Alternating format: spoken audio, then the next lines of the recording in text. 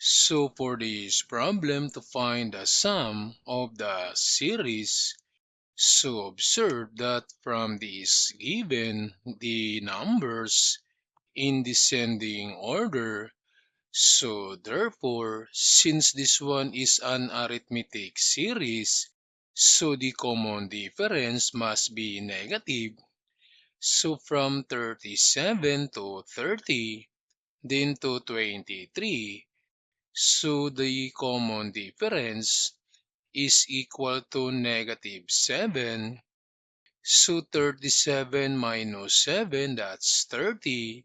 And 30 minus 7, that's 23. So we have now the common difference, that's negative 7.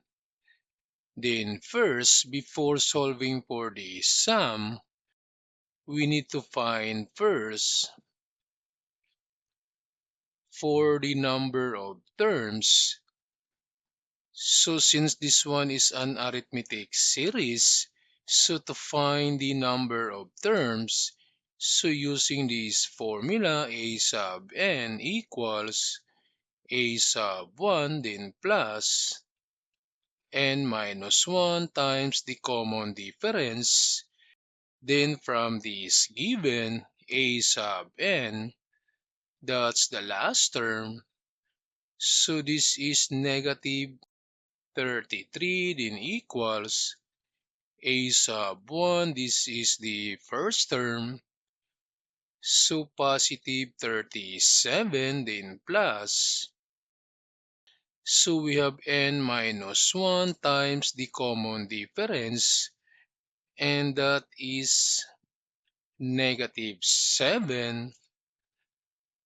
Then to simplify, so transpose this positive 37 to the other side.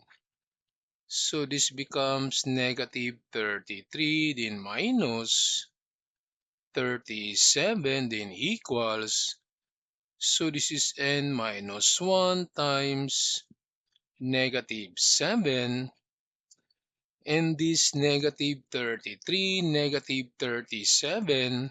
So since the same negative, so you add, and this is equal to negative 70, then equals this one multiply, so negative 7n, then negative 1 times negative 7, so this becomes positive 7. Then transpose this positive 7 to the other side. So negative 70 then minus 7 then equals negative 7n. Then to simplify, so this is negative 70 and negative 7. So again, the same negative. So just add. So this is negative 77 then equals negative 7n. Then to solve for n, divide both sides by negative 7. So therefore, n equals, so negative divided by negative, that's positive, and 77 divided by 7. So this is equal to 11. So therefore, this series has 11 terms. So since we have now the number of terms, so we can find now the sum of the numbers.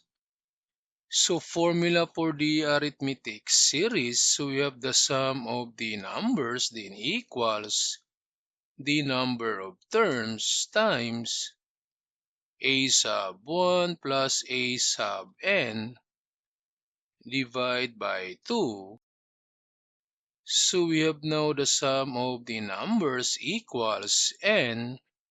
So n is 11, then times a sub 1. So the first term is 37, then plus.